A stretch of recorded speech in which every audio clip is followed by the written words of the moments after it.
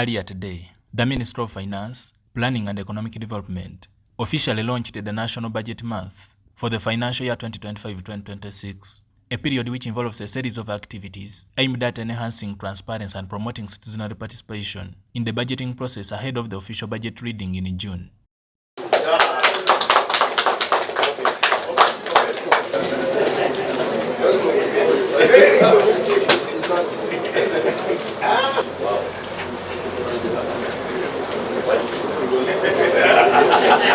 In his remarks, Finance Minister Matia Kasaija reiterated the government's commitment to fostering prosperity and improving the well-being of all citizens. Governments across the world exist to deliver prosperity and to improve well-being of their citizens. We are not just here to play. We want our citizens to be happy, first of all to be healthy and happy, and of course rich. However, he expressed deep frustration with the citizens, particularly business proprietors, whom he accused of double standards by dodging taxes, while still demanding high-quality public services. Actually, I remember my father, whenever he paid his tax, that night, his spirit is dancing. Have you heard? But today, people are refusing to pay taxes. Why?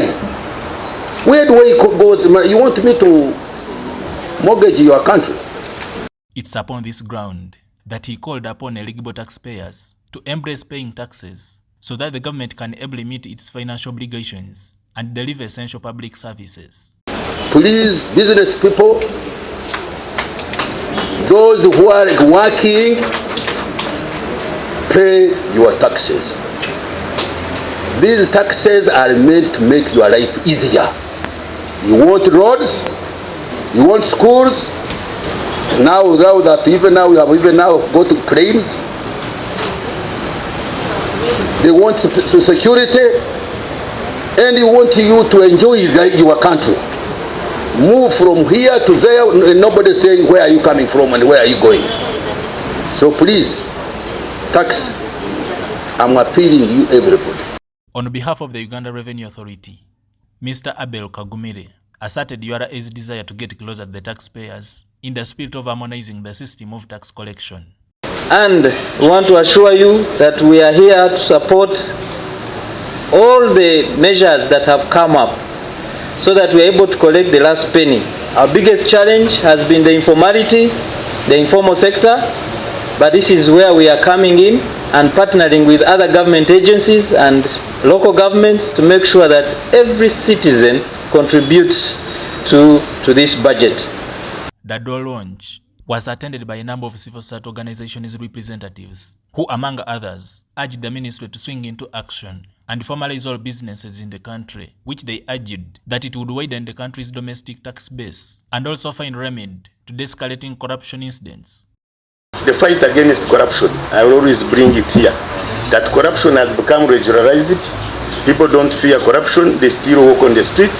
I think we need to deal with the corruption squarely, because corruption, like prostitution, cannot be eradicated but can be reduced to a level that our development can take place.